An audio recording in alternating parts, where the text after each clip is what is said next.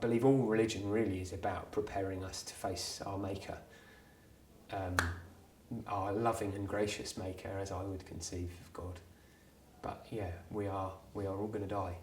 We're not the main character of the story. We're not that powerful and significant like they told us we were in all those big tent meetings. We're just people.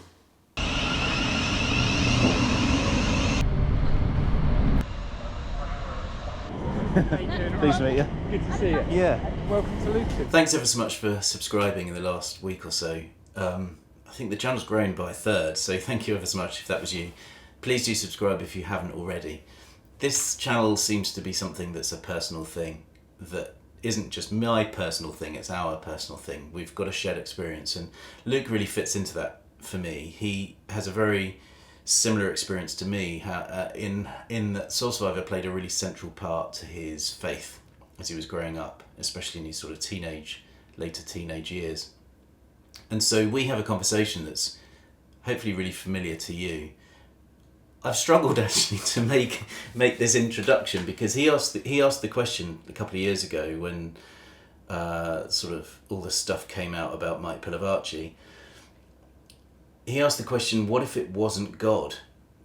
And I've really struggled making this intro video because in order for me to really make an intro video, I've got to have thought that question through, and I don't think I have. I don't really feel able to ask that question, and it's quite disarming that I can't. Maybe you can, maybe you've gone through that, but if I ask the question properly, do I throw the towel in and think, oh, the whole thing's just naff? Or as some of you write in the comments, how can you not distinguish between a failed individual or church and your faith?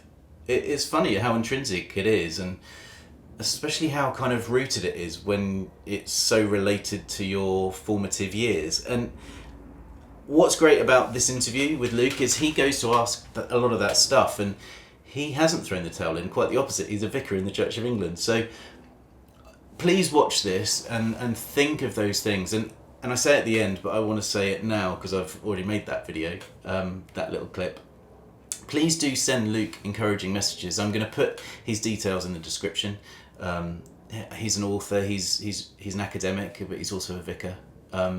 Really interesting guy, really lovely guy, and I think he could probably do with encouragement, so please do. And as I said, please comment here because this stuff is just as meaty, or if not more actually, than the videos, certainly what I'm saying.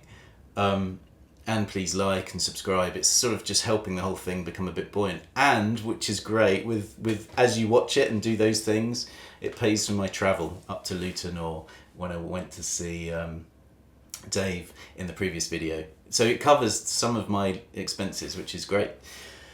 Thanks again.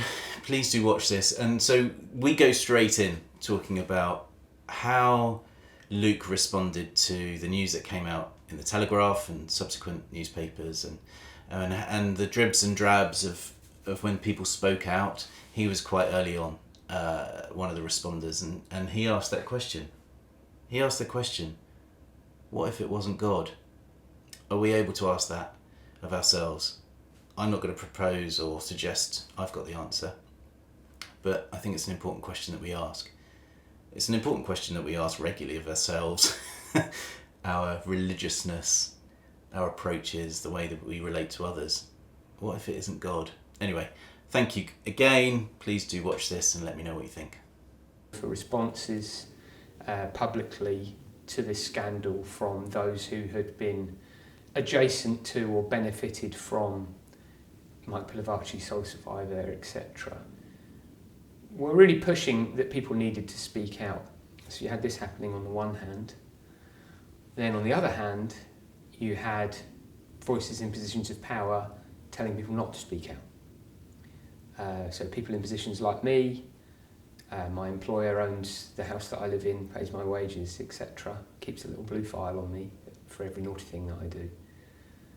We were very strongly encouraged not to comment on social media, not to comment publicly, let the investigation run its course, keep quiet for now. And I felt that wasn't good enough. How was that communicated?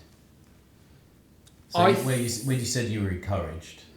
I think I've heard from a number of people in different organisations, dioceses, etc., that they were encouraged, sort of emails were sent around encouraging people not to speak about it. And I believe that was the case here. And so people weren't speaking, really, despite this thing erupting into a national scandal, really, that was getting a lot of traction in the media, given how small a world in reality that kind of evangelical, charismatic world, in the grander scheme of things, is a tiny little group of people, but this thing was getting some major traction. And a lot of the responses I did see, not that there were many, but when organisations and people did begin to speak out, what I saw as a common narrative people were sharing was the one bad apple. Right? So this guy's a bad man. It's possible, allegedly, he did some bad things, but, caveat, it doesn't mean everything we experienced wasn't real, wasn't God. It doesn't mean the soul survivor movement was not a move of God. It doesn't mean that the healings and prophecies and everything and whatever was not of God. It's like people were desperate to hold on to that, which is understandable behaviour, right, in a crisis. We want to hold on to stuff that's important to us in a crisis. But after the journey I have been on personally, having been massively influenced by all of that stuff as a teenager, the journey had got to a point for me a long time ago where I had to face that question: what if it wasn't God? What if it wasn't miraculous? What if there was a lot of hype? What if playing emotional music to a tent full of 15,000 young people, guess what, it's going to provoke a reaction? I mean, like extreme political groups have been doing this for, centuries, right? So I thought, well, actually, no, we need to face that question. What if this wasn't God? And I think the reason why that question is so important for me is my experience and the experience of a lot of people that I've journeyed with was that belief system, that set of practices, that world ended up being harmful and toxic beyond one bad apple. And there was a lot of focus on, the massages and stuff like that, right? And I don't want to minimise what any of the victims experienced at all. But actually, there was all this other stuff which I'd met countless people that had experienced harm. It changed the entire direction of my life as a very vulnerable teenager, all this stuff. So I felt this needs to be addressed, this is important, this is big stuff. So, I want to ask you about you and growing up in it and stuff, but why did it take the failure of an individual to then question the validity of the whole lot? That's a really important question, because actually, looking in from the outside, I mean, my family thought I'd joined a cult. When I was a teenager, I'd gotten swept on this wave. And looking in from the outside, I think for a lot of people, it's kind of like, well, duh, yeah, this is mad. People think they've got magic powers and, this is completely nuts. And so I think, number one, the press love a negative story about the church still today, actually. And to sort of go into that point, Gabriella said that was, in April 2 years ago, that was the Telegraph's biggest received online I can article. believe it. Yeah, people love a bad story about the Church of England in the press, because the Church of England occupies this bizarre place in our society at the moment where, as I said earlier, there are more practicing Sunni Muslims in the UK than there are practicing Anglicans. So we have this bizarre situation of still being the established church and having bishops in the House of Lords and et cetera, et cetera. So there's that, but also I think sometimes there's a degree of there's something slightly, sort of a dirty scandal people love as well. I think that's why that gets attention when other stuff sometimes doesn't. Yeah. And then for those who have their suspicions about this whole thing, that's easier to point at, right? And that's been part of the problem is that we are often pointing at this specific aspect of what I think is a wider culture of power imbalance, spiritual abuse, bullying, ruination of lives. Yeah. And it is really dangerous if we're only pointing at this one bad apple without recognising that there's a huge wider problem. And now you've got the whole kind of like post-evangelical movement. I mean, it's a bigger thing in the States than it is here, but so many people are coming forward with their stories of how this stuff harmed them. It can't be ignored. And I've said for years, I've said that we are sitting on the edge of a major crisis of the Church of England and other churches having to face up to spiritual abuse. And we don't even still really have a proper definition legally of spiritual abuse in this country, because it is a difficult thing to pin down, right? And also, if you did pin it down, it's going to create a bit of a storm. But I've said for years, we're on the edge of how many lawsuits are we going to get in the future from people that gave away all their money and sacrificed everything for a lie? Or a half-truth at best. Well, it's the same thing. in terms of then you said you became a Christian at 16. Yeah, at 15, I think. Okay, yeah. 15.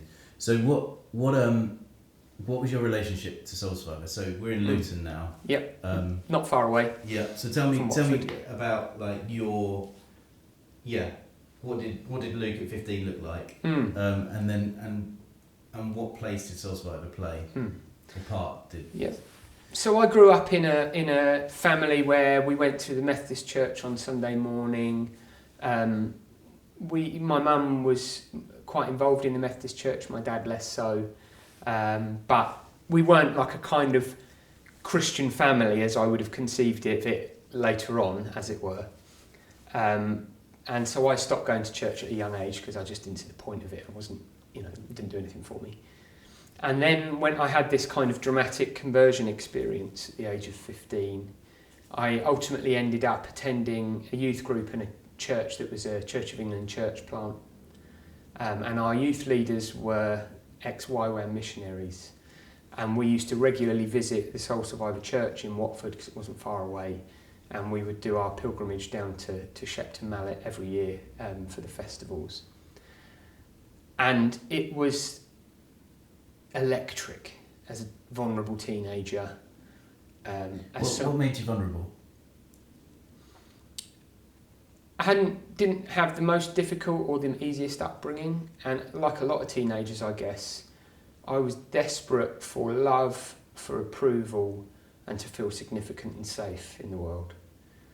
And so when you are offered this package of you can be part of this movement that's going to change the world, you can be a history maker, that was incredible to me. Because I didn't grow up feeling like the world was a particularly safe or good place, right? And so then you're offered the answer to all of your questions and your problems in this neatly packaged thing.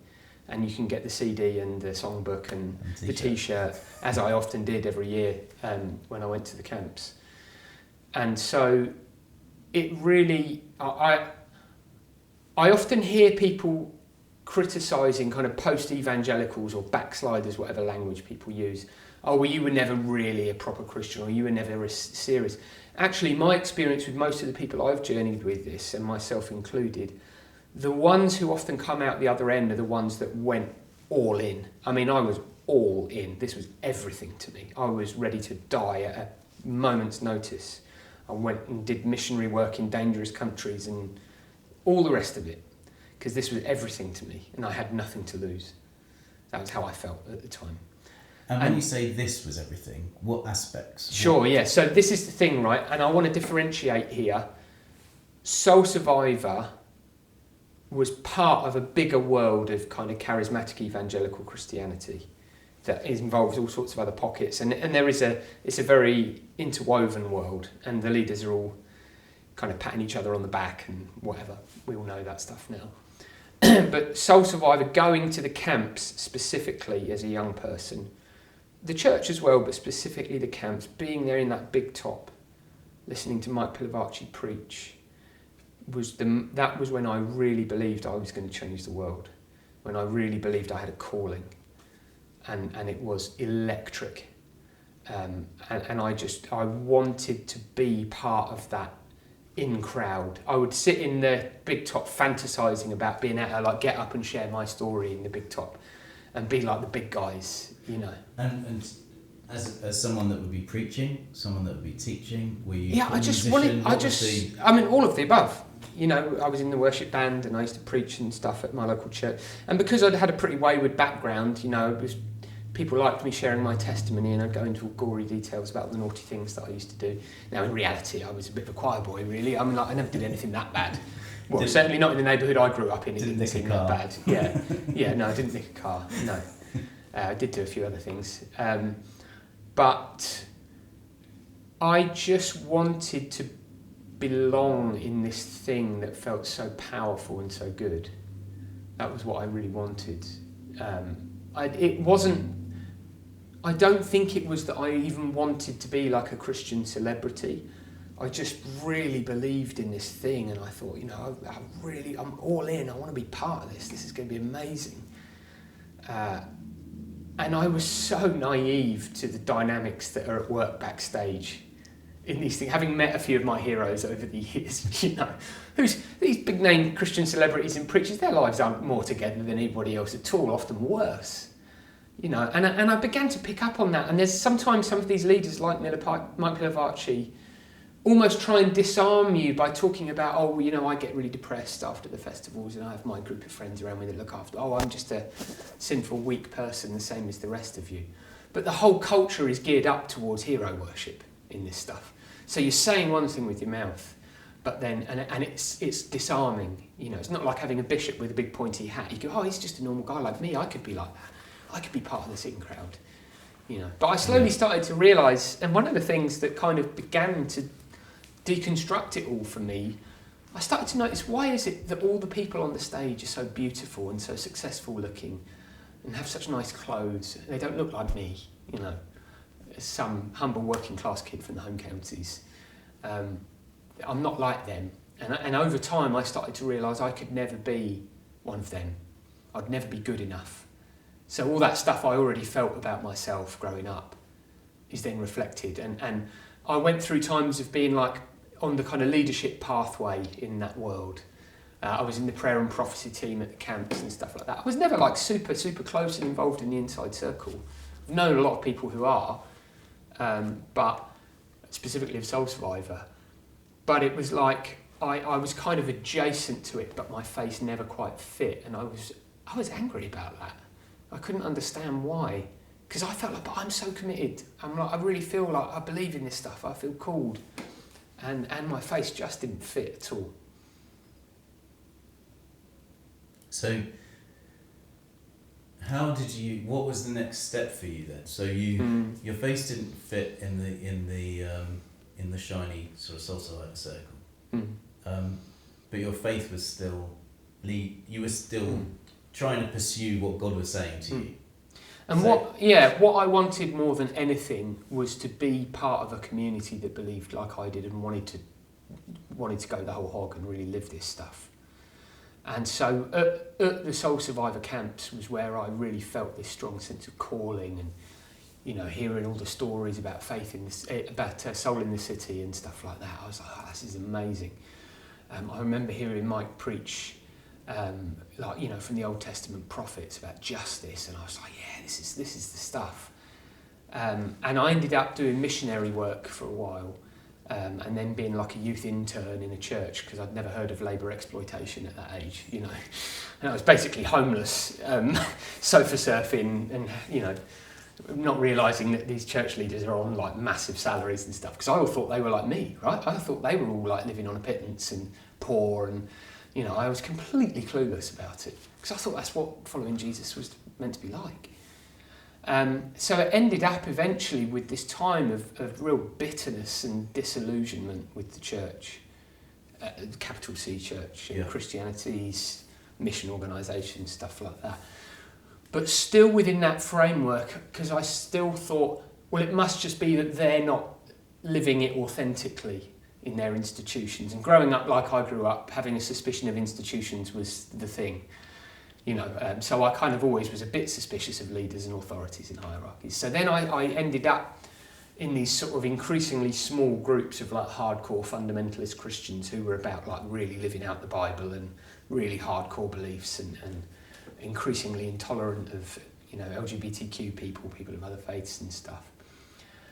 And I ended up ultimately, when I first came here to Luton, involved in doing ministry with people on like the extreme margins of society, sex workers, people exploited by gangs, outlaw motorcycle clubs, homeless people, etc. And that was the thing that broke the camel's back, because I still believed most of the same stuff. Yeah. I still had that main character energy of like, if I just go and do the thing, God will provide, God will show up. God's will, God's bill, those stupid sayings we all used to say. I don't know that one. And I would show up and I would be with these poor innocent people experiencing massive injustice. The healings didn't come. People died. People suffered. I realised the incredible scope of suffering and injustice in the world. And one day I just had to ask myself, if God is either consciously willing this to happen or able to stop it but allowing it to happen for free will, why would I want to worship that God? What is that? And then that was the first little card that fell in the house of cards. And then you start reading more widely and thinking more widely and meeting people with different perspectives and hearing that. And the whole thing came crashing down around me. It was a hard time. I came close to losing my faith altogether. In a sense I did. I talk about, an old mate of mine used to talk about being born again and again and again, and it was like that really. Meister Eckhart, an old mystic, famously said, I ask God to rid me of God so that I can encounter the God I don't know, and that really was what it was like for me. It was so destabilising. There's a verse, I don't know, in the Psalms, and David writes, you thought I was altogether like you. And that's what my experience of evangelical church and Soul Survivor was. If we sing these simple words, we listen to this simple Jesus talk, is my boyfriend, we're together, yeah. I'm having this feeling, so God must be like this, and God must like this. So based on that and what you're saying, put that to death. What's the question, that original question that you asked, what if it's just not, it just wasn't God? Why aren't people able to ask that, or what are the conversations you've had around that? Because, I even had a comment on a video last week saying, I don't think, he did so much good, Pilavachi did so much good, you can't talk about him like that, or something like that. I was like, where on earth have you been? Don't speak ill of the minister of God. That's a big no-no in the culture, isn't it? Don't question the man of God, as it were. And then you exaggerate that further. Don't speak negatively about my church, my Jesus. The French philosopher Voltaire famously said, God made man in his own image and man returned the compliment. And all throughout human history, we can look at evolutionary psychology and anthropology and archaeology to look at all of this stuff. It's all out there to be had. That is what human beings do. We make God in our own image and we suppose God to be like unto us. And we make idols and we bow down and we worship them and we sacrifice our children to them. That is human behaviour. And so I think this is the trouble, is we end up with this God that is so close to us and looks like us and acts like us and has the same political allegiances as us. And we become part of this in-group whose identity is based in we are who we are because we're part of the in-group and not part of the outside group. And you have these tight boundaries drawn around who's in and who's out, and they can become vanishingly small. And once you're out, you're out. Once you're a backslider, you're out. You're cut off. People are told they're not allowed to talk to you anymore because they're now backslide too. And does that conversation happen? Of course it does. It's happened to me. Has it? Yeah. I left a church over theological differences, in a Pentecostal church, and people were told, do not associate with this guy. No reason was given other than, he's in sin, because I dared to question the pastor. It's best if no one talks to him, just leave him to it. And then the exact same thing happened to a friend of mine in that church not long after. these patterns, I've heard tons of stories the same, of people being ghosted like that. Stories about Mike Pilavachi ghosting people, we have these as established patterns of behaviour. So there is a power in getting to decide who's in and who's out. And there is a tremendous loss when you're out. Because if your whole friendship group and your family and your job and everything revolves around being in this inside circle, the loss is massive. I bet if you interviewed tons of leaders in these churches, a significant proportion, if they were being really honest, would say they don't really believe all of that stuff anymore. This is what I'm told by people that do this kind of work. But the loss would be too great to leave, to change, to question their beliefs. And I experienced it as a great loss, even though I, relatively speaking, had not that much to lose. It was so destabilising, because I'd given my everything to this thing. And so your response 2 years ago, my response 2 years ago was, I'm going to make a video because I'm fed up with people saying, Pilavachi didn't do this. I experienced it firsthand. I needed to say it happened. Your response was, what if this wasn't true? So are you literally saying, and you're still saying, you're on the prophetic in prayer, whatever. Yeah, what the team was called, yeah. All of that was just rubbish? So the question becomes, when we talk about is something of God or not of God, is the kind of language we might have used in those circles. Sure. Well, first of all, what kind of God are we talking about, is my question. Secondly, how dare we assume to know whether something is God or not, right? Like, how do we point at something and be like, yes, that definitely was God, that definitely wasn't God? That's incredibly arrogant. So this sounds like a bizarre thing for a priest to say. I feel uneasy talking about God as if God's my mate down the pub. It feels like taking the Lord's name in vain to me, because the God I believe in is, beyond my understanding and acts in a way that is beyond my understanding. What I'm saying about a lot of the behaviours and actions in those environments, the words of knowledge and prophecy, come on, you can have carnival people do the same stuff. There's people in every other religion in the world claiming to be able to do the same stuff. People have done lots of quantitative research on this stuff. There's no evidence that any of it is actually true in terms of pointing at something and saying that definitely was an act of divine intervention. Because how could you know? How could you know? But equally, the reverse of that is like Leviticus, or was it Deuteronomy, that would say keep away from witchcraft and what's the fortune tellers or the seer, for whatever the biblical language is. That wouldn't be in there if there wasn't validity to it. Saul getting Samuel raised up from the dead. Those stories, whether we believe, I'm using two different examples, a story and the broad and a commandment, so the reverse of that is, were we experiencing the good side of that stuff within Soul Survivor? And you're saying no. I always remember within the whole culture around like prophetic gifts, I never heard anyone reference the verse, I think it's also in Leviticus, where it says basically if someone gives a prophecy and it doesn't come true, they should be stoned to death. And in that, we had that whole culture of just give it a try. Yeah. It doesn't matter if you get it wrong, just give it a go, just speak and see what God does. Yeah. Because I used to read my Bible a lot. I didn't realise this. It's probably my neurodivergence, I don't know.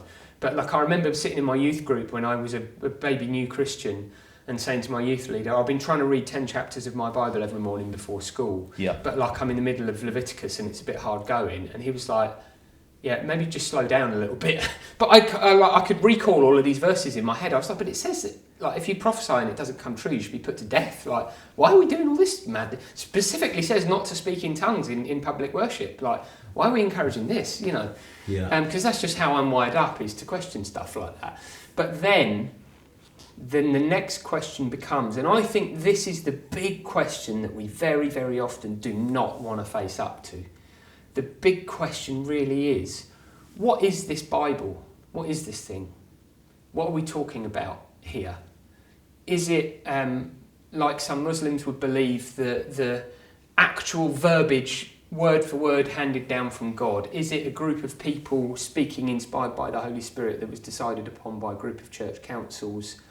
Is it beggars helping other beggars in search of bread, you know.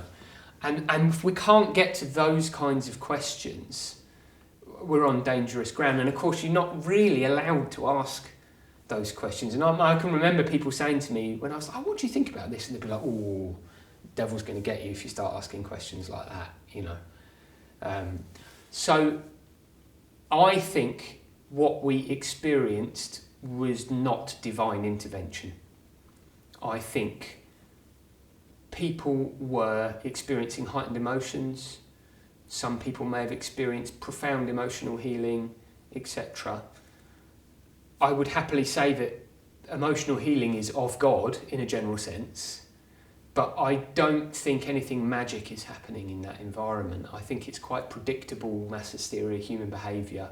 And that sounds like I'm being really harsh, right?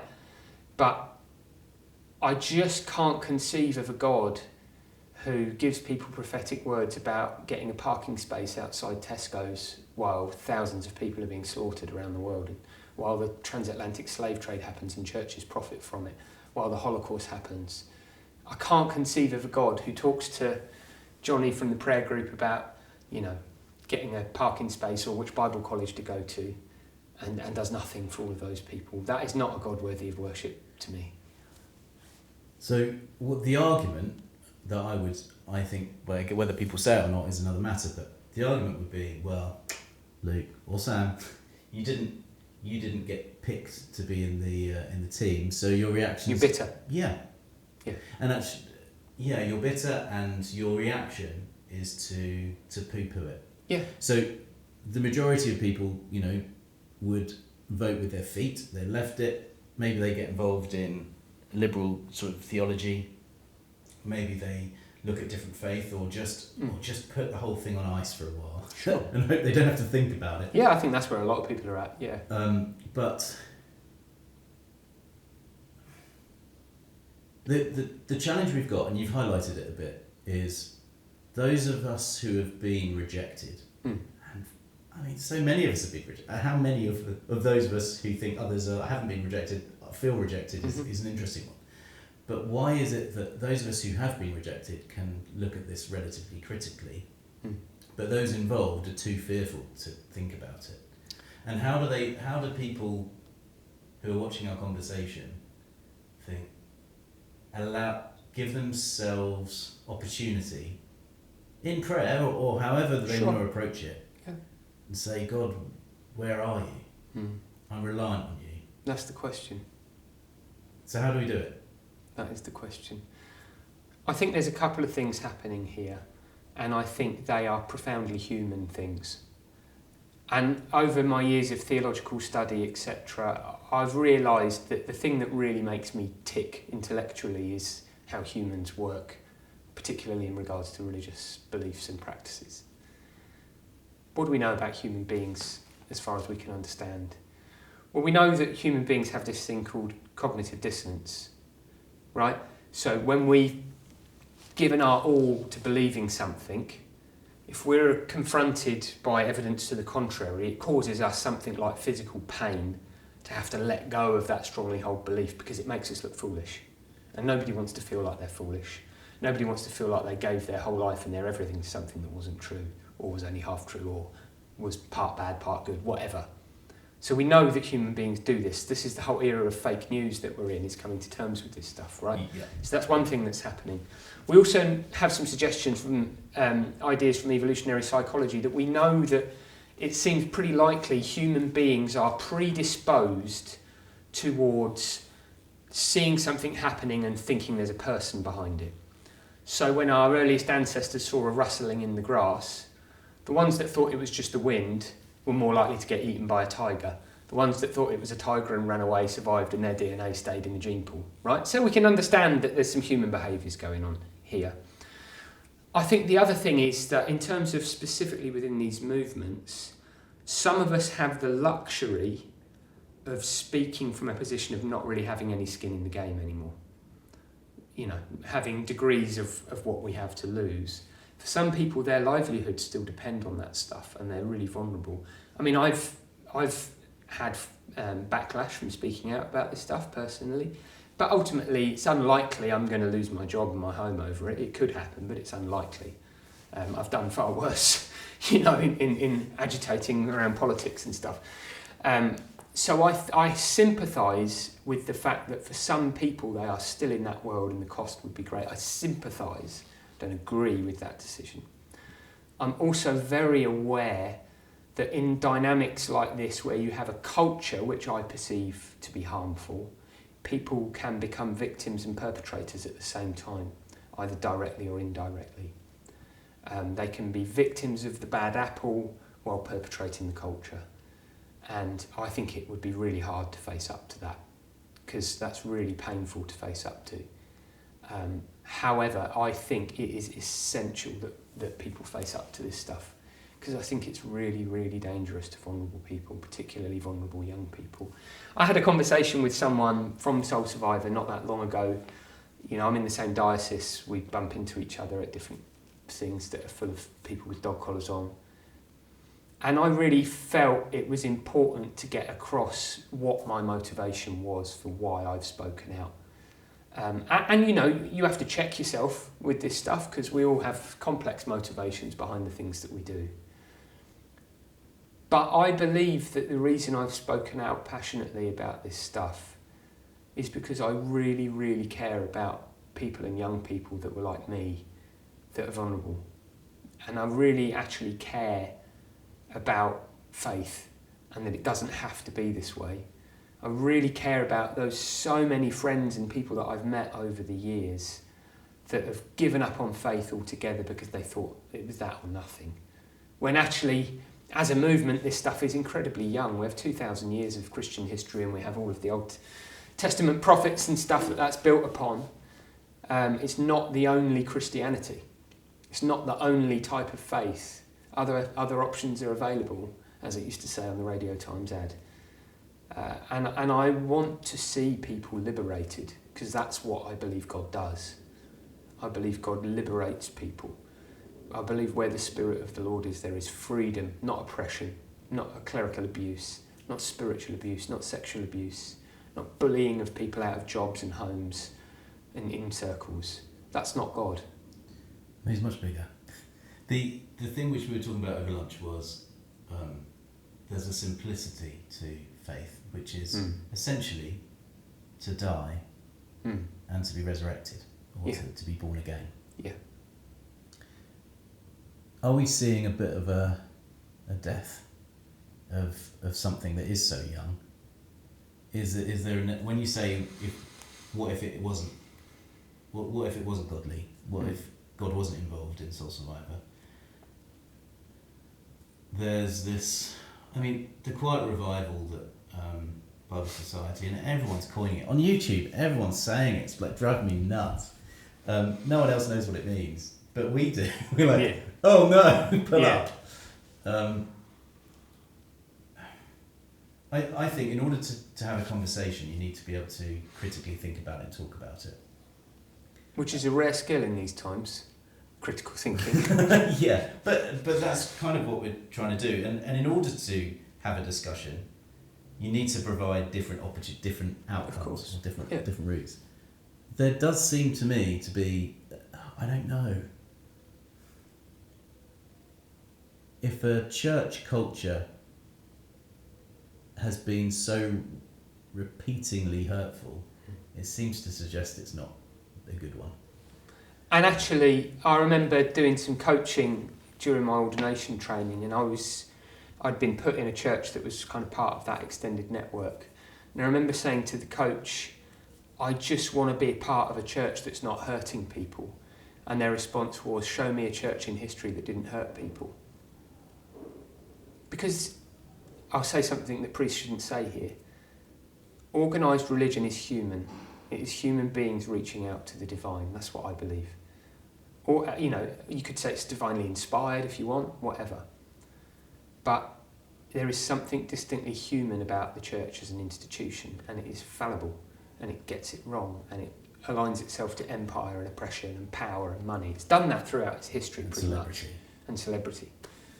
It's interesting when you look at it, how these kind of emergent, powerful churches at this time are more closely aligned to a kind of individualistic consumer type of empire, which is what the dominant empire in the world is today, rather than a kind of British empire like the older-fashioned Anglican Church was, you know. So, it troubles me, the time that we're in and this talk of quiet revival, because if you look at what's happened in the US in recent years and the rise of Christo-fascism, which has always been there, but this alignment of muscular Christianity and right-wing politics, and we're now seeing that very much rising its head in Britain. Tommy Robinson now calling himself a Christian and inviting preachers to come to his racist rallies. Another thing I got hauled over the coals for not that long ago was when Brian Houston from Hillsong was invited to be the keynote speaker at the Alpha Conference while he was under investigation by Australian police for abuse cover-ups, which ultimately he was cleared of, but subsequent scandals about him have come out. But I raised it with the safeguarding officers of the conference at the time and said, how can you invite someone to speak at a leadership conference who's under investigation by the police for an abuse cover-up, whether he's innocent or not? How on earth is that acceptable?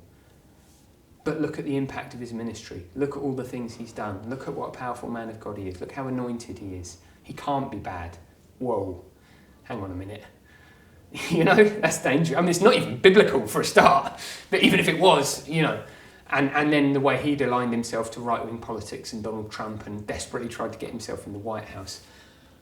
I think these are dangerous people. And I don't feel excited by a revival among young men in a time when young men are being groomed into nationalism and fascism and hatred and misogyny. And, you know, I don't feel excited unless people are being introduced to Jesus of Nazareth. Because Jesus of Nazareth is the thing in all this that I still find attractive. Like Cornel West says, it's the sweet Jesus who helps me love my crooked neighbour with my own crooked heart. You know, unless people are getting that, I don't think there's anything to be excited about at all. Always in times of crisis, people start going back to church. Humanity faces its greatest crisis at the moment with the imminent collapse of our environment, our global environments, and the impact that will have on immigration, on work, on food production, on land, everything. So yeah, I mean, quite possible that the churches will be full again. You know, the churches were full during the slave trade. The churches were full during the Holocaust. Did that do any good? A few Christians spoke out, not many. The question that I asked Luke was, well, after all of these experiences and where you've been challenged personally, where you've been rejected and where you have been told you don't fit, why are you still involved in the Church of England and why are you a vicar? He answers that pretty carefully, very honestly, and he talks about a theology which excites and interests me, which is this stuff's about the basics. This stuff's about death. This stuff's about life. And that's what faith is about, right? Let's not muddy it with all the stuff that we continually talk about. So there's a real, if you get one thing from this interview, I think it is, as Luke says, you know, religion prepares us for death. And are we living like that? Altogether, realise that I am still compelled by Jesus, and that's why I stayed. For other people, their journey has been to leave, and if they find God where they go, I'm really happy about that. My neighbours here in Luton, we've got a tiny minority of Christians in this neighbourhood, overwhelmingly Muslim. When I meet my neighbours, if we both leave having connected with God more, I'm happy. I don't need them to come to church on Sunday morning. I just want people to connect with the divine in a way that brings love, solidarity, justice to the world. So, I know we need to finish, I can hear activity as well, but Soul Survivor essentially was a religion that we didn't realise we were part of then. Sure. Well, Frank Zappa famously said the only difference between a religion and a cult is how much real estate they own. You know, I mean, what are we talking about with these terms? Religion in Latin just means to bind yourself to something. And we did bind ourselves to it. Hook, line and sinker, a lot of us. And when you're bound to something, it's really, really difficult to... Hard to get unbound. Yeah. Really, really hard to get unbound. and bits of you tend to come off when you pull the plaster. Yeah. And, you know, for the people that are still in that movement and that are finding something of meaning and goodness and God in that, great, if you're doing it with your eyes open. And I wouldn't want to suggest that my own tradition within the church or any other is innocent. But we can look at the way that power dynamics emerge in certain environments, and we can point at that, and we need to point at that. We really desperately do, because people are getting hurt, and people have been hurt and will continue to be hurt. By the next guy that makes it about Sure. himself, or woman. Or woman, yeah. Lastly, why are we in the Ladies' Chapel? Or how do you say it? Lady Chapel, Lady yeah. Chapel. Yeah, Lady Chapel. This is a really special place to me in our church. It's where we keep the sacrament when I go and visit the sick, but it's also where the confessions happen, so I thought this was my chance to do a role reversal and give my confession. But also, like I said, the majority of our community are Muslim, and Mary is a really important character in Islam. She has a whole chapter dedicated to her, much more so than in the Bible. So I often start school visits in here because the Lady Chapel is dedicated to Mary. And one of the things really that has kept me a Christian in the church is this stained glass window that's behind me, which depicts the Annunciation when Mary learns of Jesus' coming. And she sings this song about the mighty being cast down from their thrones, the lowly lifted up, the rich being sent away empty and the hungry fed. That's the kind of God that I believe in, the kind that Mary believed in. Whether those mighty are politicians or church leaders or CEOs of international corporations, whatever, I believe that God is in the business of lifting up the lowly. That's the God I believe in. And that is why I find the Christian story compelling still. And there have been times throughout history where you have great emergencies of that, you know, St. Francis of Assisi, etc., etc. Faulted as they all are, you know, this God of the poor comes out sometimes, and that's the God that I want to follow in whatever shape that takes.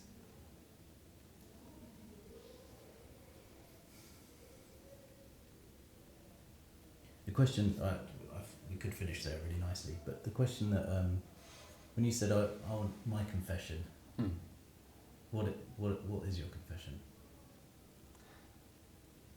My confession, I suppose, is it feels dangerous to say these ideas as a priest in the church, and we have to take various oaths and stuff when we're licensed and ordained. And it still feels dangerous to speak out specifically about Soul Survivor, because it was the golden goose, right? It was the thing everyone was pointing at. Look at this great success. It feels dangerous to be honest about what I really believe as a priest. Even though in my academic research and pastoral ministry I meet tons and tons and tons and tons of churchgoers that believe the same stuff I do. But it feels dangerous. But ultimately, I think unless people are free and liberated to live out their faith in an authentic way, then we're kind of following the same mistakes of this stuff. So that's my confession, really. This is me, this is what I believe. That's where we are. And like you say, people have voted with their feet. I always think of Richard Rohr, Franciscan friar, I'm a Franciscan myself, had this book he wrote about initiation ceremonies, and he talked about some like essential truths that you need to believe, which were something along the lines of life is hard, you're not that important, your life is not about you and you're going to die. I think religion is about preparing us to accept those things. Sadly, that's just not what most people want, I don't think, in our society, hence why churches like mine are not full on a Sunday, because I don't think that is an attractive message in a consumerist society. During a time of change, people want certainty, they want dependability, you know, they want their needs met, and that's completely understandable. I'm not judging people for that. But I can't sell that, because it's just not what I believe. I believe all religion really is about preparing us to face our Maker, our loving and gracious Maker, as I would conceive of God. But yeah, we are all going to die. We're not the main character of the story. We're not that powerful and significant like they told us we were in all those big tent meetings. We're just people.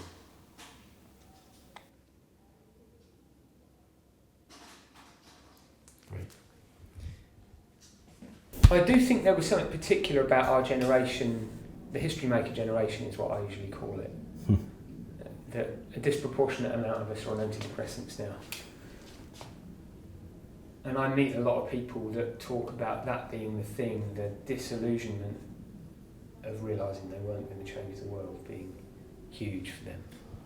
Do you think it is a realisation that we're not going to change the world, or realisation that we're not going to be on a stage and looked at? I think for a lot of people it really is the not changing the world. And I think that history maker stuff happened at a very particular moment in British society at the dawn of the millennium, and we were told everything was going to be good. Well, I say this as a white person, I hasten to add, that, you know, this is like the pinnacle of human civilization and the internet's come in and it's going to change and everything's going to be democratized and everything's going to be great. And it wasn't. And I think it's been really, really hard for people to come to terms with that. Thank you for making it to the end. Please do subscribe if you haven't already. Please comment and let me know what you think. And please do follow and support Luke. It's really encouraging to kind of get messages and stuff from you and emails as well. I find it just like, it kind of compels me to move on. Sometimes it's led, like with Luke, you know, to an interview. So please send him a message, encourage him. Let him know that what he's said resonates with you. It's just, yeah, we don't get enough of it, and from the sounds of it, he doesn't get much of it too. So he's in quite an isolated area in Luton. Please do encourage him. Just send him a message. Say well done. Say he's a nice guy. Say you like his tattoos. I think we are kind of in a position with this video, with the videos that I'm making, where this is personal. I'm not doing this in a kind of entertaining way. I'm trying to put in the kind of time and money to make it look nice and sound nice, but this is about, you know, something that's personal. We all process this quite individually, but I think the whole point of this stuff, the whole point of theology, is that we do it and talk about it. We're critical, we're open, we're vulnerable, we're authentic. And this channel, I'm hoping, continues to be authentic. So thanks again, please subscribe, and yeah, look forward to seeing you on the next one.